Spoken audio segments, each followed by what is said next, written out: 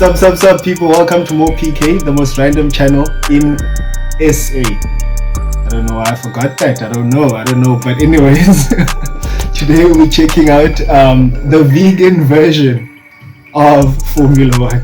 You heard it right. The vegan version of Formula One, the green version, the energy efficient version, whatever you want to say. It's Formula E or Grand E-Prix or something, right? I just learned the other day how Formula One works. So today we're actually going to be learning how the electric Formula One works, how Formula E works. Let's check it out. The green flag is waved. All 5 lights are on. And we got green in Mexico City, green in London, green in Seoul, in New York City, Hong Kong, Berlin. I don't believe it! Oh my goodness me. Okay, this is exactly the same intro that she did for the previous video. Do check it out, I'll put the link in the bio or whatever. It'll come up on top here in the screen. Just check it out. It's pretty cool. So you know all about Formula One, right? The crazy car racing sport that everybody's obsessed with. I love F1. The tech is just like such a glimpse of the future, and it's part team and part individual, and I'm always on the edge of my seat. It's the perfect sport, except one thing. More and more, the cars that we drive are going fully electric, and the cars that they...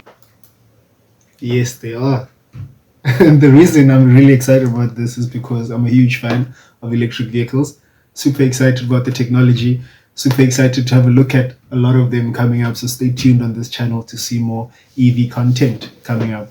But yeah, let's see what she has to say. drive aren't. And that's a problem, because the reason why F1 gets all of this money and attention is that big companies are investing in and advertising their cutting-edge car tech. Basically, look how good we are at building cars, buy from us. Which means that if that tech ever gets outdated, it loses the point and the extra investment. It becomes horse racing. And now we've reached a tipping point. For years, governments around the world have been talking about banning new gas car sales. But now, look at this. California actually did it. And it's not just in the US. The entire European Union is planning to ban new gas car sales too. By 2040, it's possible that owning a car with a tailpipe is going to be like owning one with a car phone. Technology is just moving on. Which means we just entered a huge existential moment for one of the world's most popular and expensive sports. The one that's supposed to advertise the future of cars for the rest of us. So what does that future look like? If it's electric, does Formula One go that direction? Or is somebody else going to get there first? I got to go to Spain to answer that. I actually wonder, are they as loud? Because one thing that's really cool about electric vehicles, or that's popular or whatever, or that's common, is that they're quiet, they're silent. Perhaps you'll hear the friction in the wheels or whatever, or the wind passing, but the actual vehicle is very silent compared to combustion engine vehicles. So I wonder now how the sound compares in this Formula E compared to Formula One, and whether it's actually as exciting, because it's probably super exciting watching it live, hearing all these vehicles in Formula One just going, but then with the Formula E, if it's just like da-dum, silence. How exciting is that? Question. Here I am behind the scenes at Formula E, the fully electric car racing series. It's like Formula One's cool younger sibling, and it's growing up fast. So here we go. This is Formula E Explained. What you need to know to keep up with the fight for the future of car racing. But this story isn't really about a few fancy race cars. This is about the future of your car.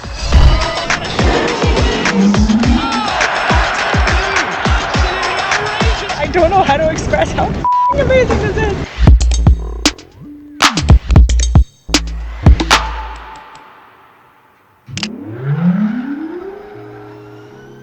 Alright, all this drama started at a dinner at a little restaurant in Paris 11 years ago. And the dinner at this restaurant was stacked. First, you've got Alejandro Agag, who's a Spanish businessman and a former member of the European Parliament. And then you've got Antonio Tajani, who's the former European Commissioner for Transport, which means transportation regulation for the entire European Union. And then you have Jean Todt, the president of the FIA, the governing body that oversees Formula One.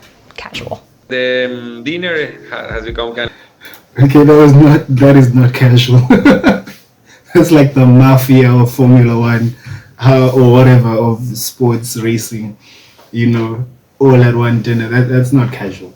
That's it. No. of a little bit famous now, part of the history of motor racing or electric motor racing. Yeah, I got to interview Alejandro, and he told me that during this dinner, they talked about how this moment of change that we're now in was coming. Antonio really was explaining how the European Commission was really going to push electrification and that electric was the future. You might be thinking, okay, president of the FIA, you're hearing all of this, just make the super popular sport that you already own electric. For one thing, they couldn't just swap in electric cars. F1 races have to cover at least 305 kilometers or 190 miles in less than 2 hours. The batteries for an electric car 11 years ago couldn't handle that. They'd have to change the sport itself. But they couldn't really do that, not only because millions of rabid F1 fans might get mad, but because in 2011, most of F1's marquee car companies didn't even make electric cars. They didn't want the sport to change. It's a pretty classic innovator's dilemma, big incumbent that can't risk threatening what they already have. So Jean Todt and I looked at each other and remember Jean saying FIA should create an electric championship. they created a brand new championship, separate from Formula One, Formula E. This was going to be a space program for electric cars. They were going to push forward the technology as fast as they possibly could, literally. And they were going to create the future not just of car racing, but of cars. And this is key, they also made a deal. Only this new championship could be fully electric, an exclusive license for 25 years. Why is that important? Because, for example, Formula One cannot become electric. They would be in conflict with my license. Yeah. The license began when Formula E officially launched in 2014, so it expires in 2039, which is 4 years after the EU and California's bans on new gas car sales take hold in 2035. Formula One and Formula E have been on a collision course. I don't know how to feel about the banning of, new sales of gas vehicles or petrol vehicle combustion engines. Interesting conversation to have, actually. Ever since that very first dinner. I was writing on this napkin all these ideas of the conversation. Today is there on the wall by that table where we had dinner. So you walk out of this dinner in Paris, you've got this napkin. What do you do next with that? How does a napkin become a sport? It's a long way from the napkin to the first race. Hold on, let's I need a different drink. This. Nope. Go click the link and check it out. I'll click your link or something. I don't know. I'm not a fan of ads. If you see ads on this video, you better watch them. Cool ad promotion, whatever. Athletic Greens apparently. Please go support this channel. Check out the ad. Not for me, man. Now, back to the story. Okay, so imagine you're creating a new sport. You need people to watch it. The goal was simple. Build an electric car space program by making the most entertaining sport possible. I'm imagining during that 2-year period where you're setting up Formula E, you're in a room and you have a whiteboard and you're like, what would be fun? That's exactly how it is.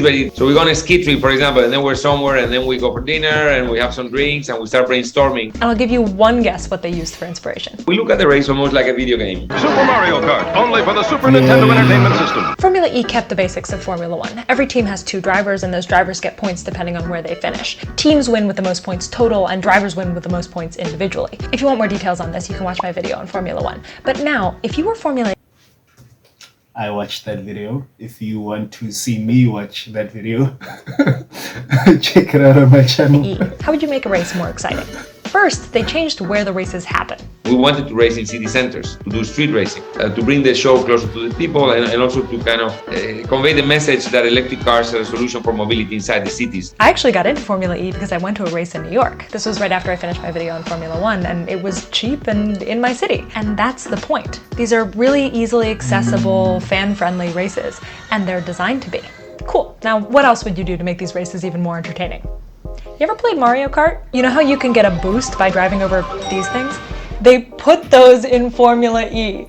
Like, hey, yo, that is cool. That is pretty cool. How do you do that, actually? Genius. Attack mode, which is a bit like the Mario Kart. Here you go off the racing line and you get more energy for 4 minutes. So Degrassi now is in attack mode. And through goes Degrassi into second place. that's not even my favorite rule. Just watch this. Do you see that right there? That's a fan boost. The audience has voted to give this driver more speed. He's got fan boost as well, Lucas Degrassi, of course. And he's using it now. Here comes Lucas Degrassi. The audience voting to give drivers more speed? Like, what in the Hunger Games? Formula E is actually walking this rule back in 2023. It's going to be retired. But can't you just imagine them sitting on...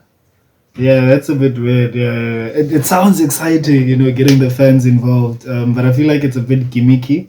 You know, it's like a gimmick basically that, yeah, how do you sustain that? And it's just weird, man. Because surely, I don't know, maybe if you go to certain regions, let's say you're in like this country where Ferrari is more, you know, prevalent or whatever, and you're racing there, surely most of the fans are just going to be voting for like that country's or that region's driver to get the points or to get the speed. So that, yeah, it's just a bit weird. At least that's what I'm thinking. But yeah, the fast tracking thing or the attack mode, whatever, that's pretty cool though, you know. Yeah. On a ski vacation, like thinking up these rules. I love this. If you would do them in Formula One, people would say they're kind of like gimmicks or they're not serious racing. Formula E is a lot more flexible on that. We can take those kind of fun ideas to the racing. I just love how these guys took the urgent need to improve electric cars and made a real life video game out of it. I mean, obviously, we've got to go see it in person for journalism. I got invited to go see the final test of the new Formula E car before racing begins. I cannot believe this job is real. The cars that I'm about to go see are a huge improvement over the cars that they used in the very first Formula E race. And it's interesting, by tracing the improvement of the electric cars that they use, you can actually see how the electric cars that you use have improved as well. This is the Gen 1, the first Formula E car. No one had ever built a car like this before. But these cars had a little problem. The problem with Gen 1 is that the batteries didn't last long enough. It was the same problem facing all electric cars, range. Back in 2014, electric cars could only get about 250 miles per battery charge, absolute max, and the median was actually way lower. What's worse is... What is miles in kilometers? Let's just quickly check that out.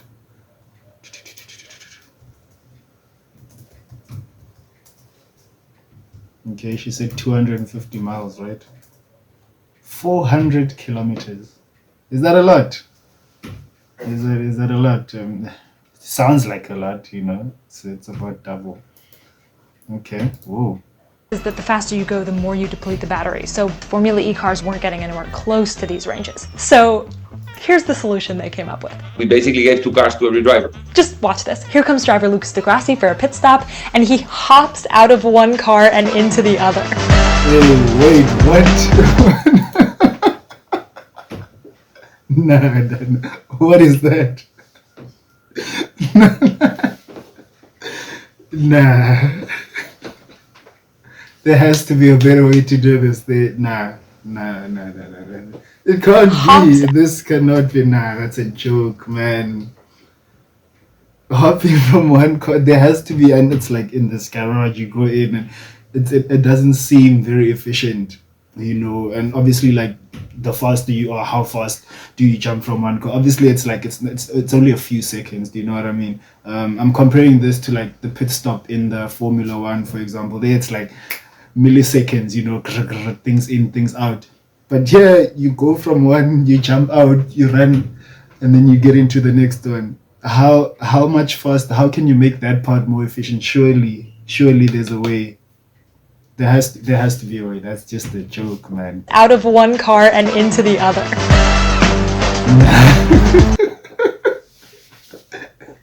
It's a game.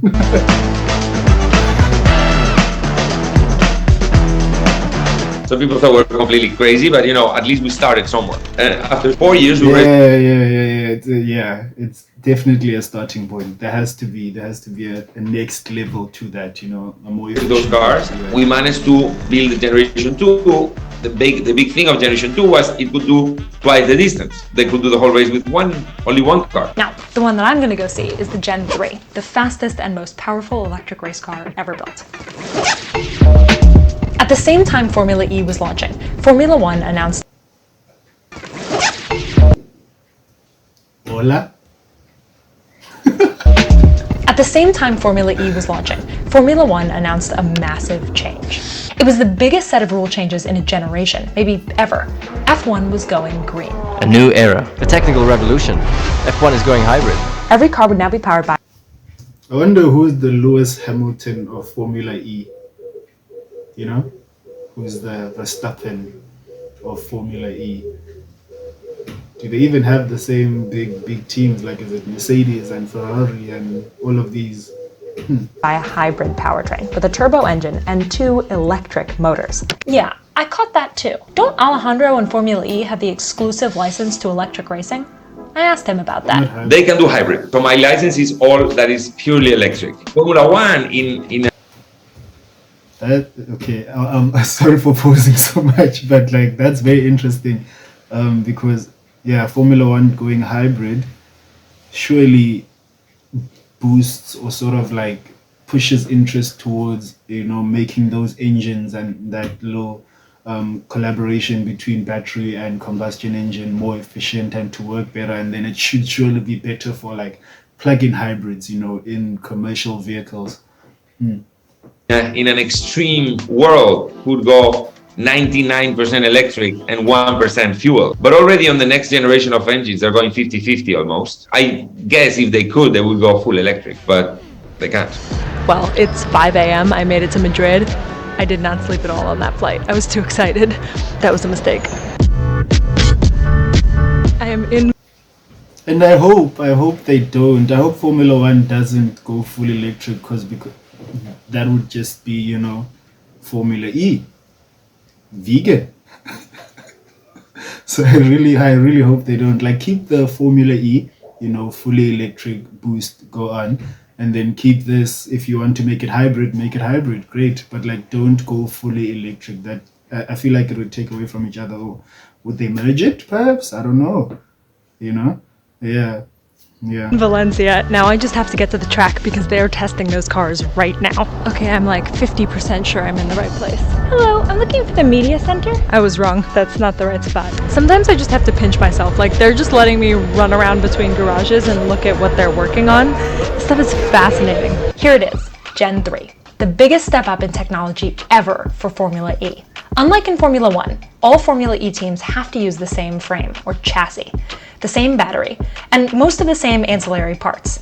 The team focuses on powertrain components that turn the energy from the battery into speed, namely the rear motor, inverter, gearbox, and the software behind it.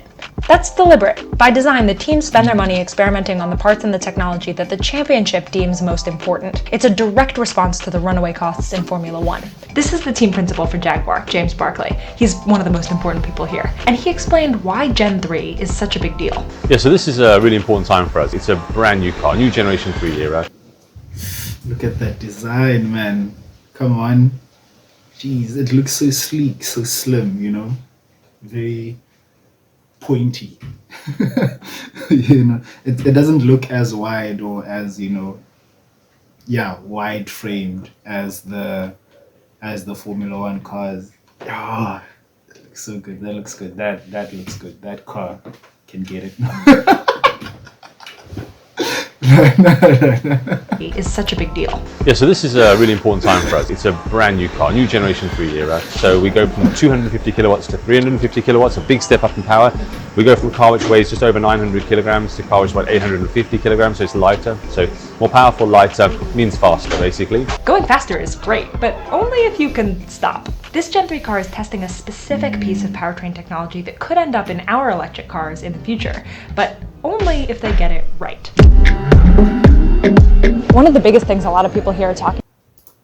Ooh, I hope they get that right. I think I might be wrong, but from my understanding, that regen braking that you was talking about, and I think it already exists to some extent in commercial vehicles, or in some commercial vehicles, that like when you brake, that energy that you expand during the braking and so on is sort of fed into the system again to recharge the battery or whatever.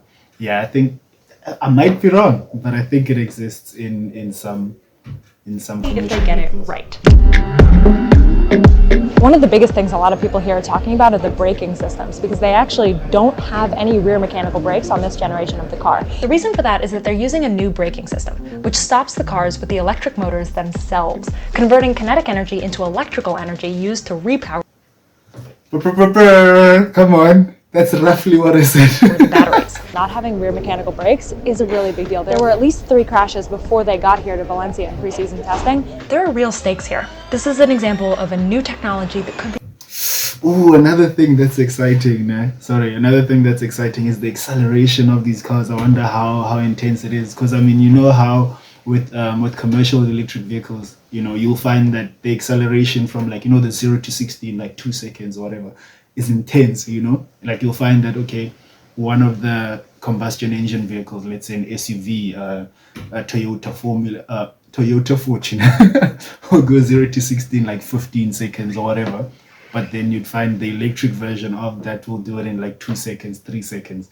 That's just super, super insane. So I wonder like how that translates into this Formula E. Be a huge step forward, not just for electric race cars, but also in the future for electric cars that you or I might drive. I got a few minutes with legendary driver Lucas Di Grassi, who's been with Formula E since the very beginning. He's on the front lines testing this new braking system, and he broke it down for me. How does braking actually work on this car, and how is it different from the generations that came before? That's a very good question. So if you look at the front, here you have a brake. Yeah. So there is no rear brake. There is not a physical brake.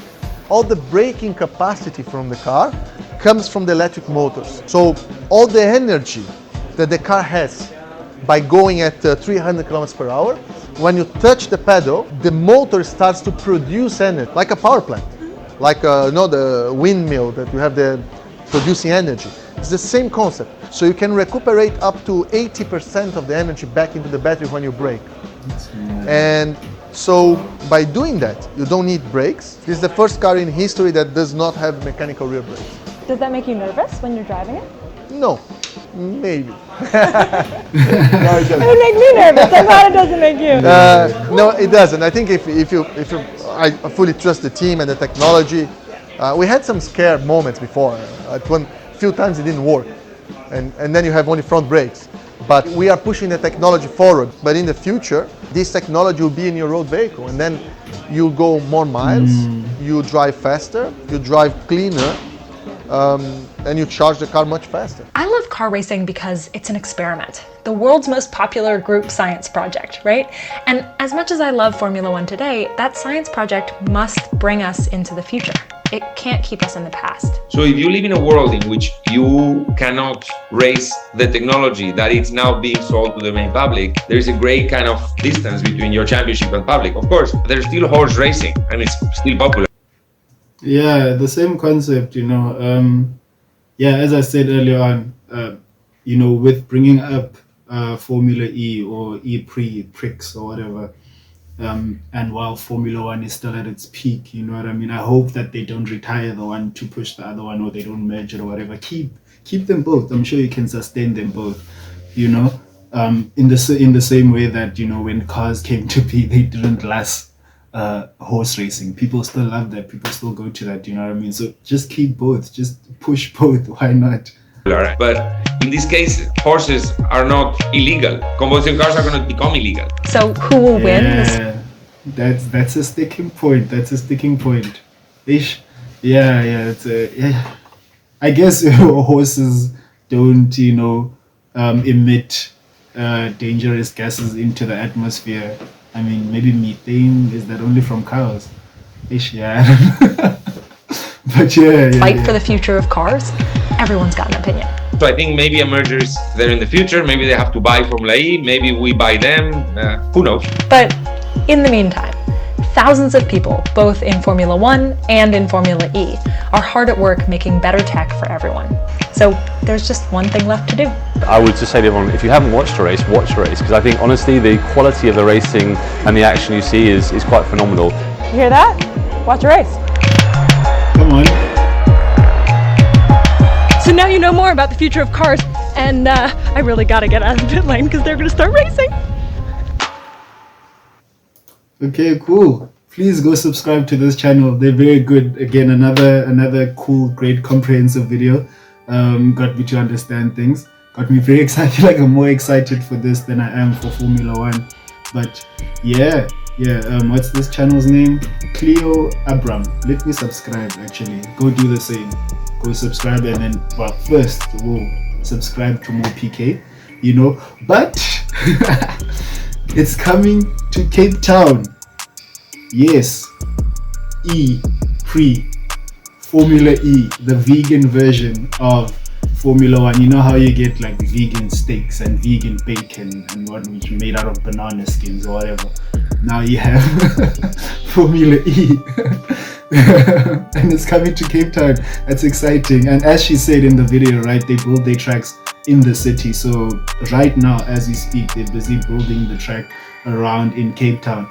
Let's have a look at how that looks.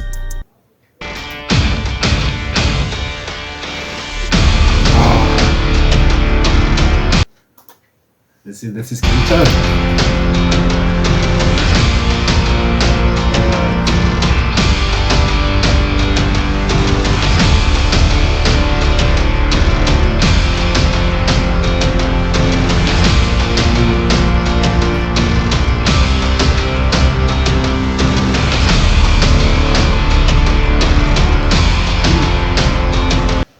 It literally goes in Sea Point.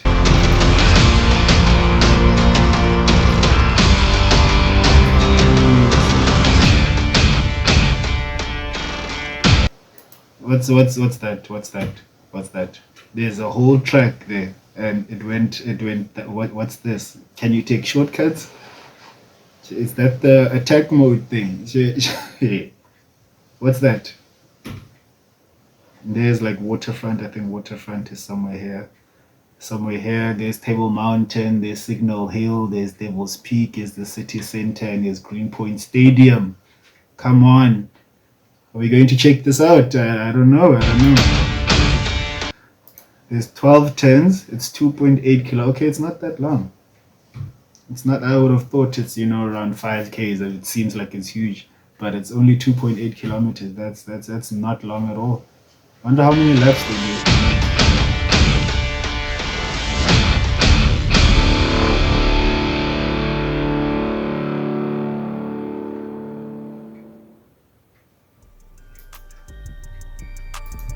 Okay, wow. Yeah, I'm excited.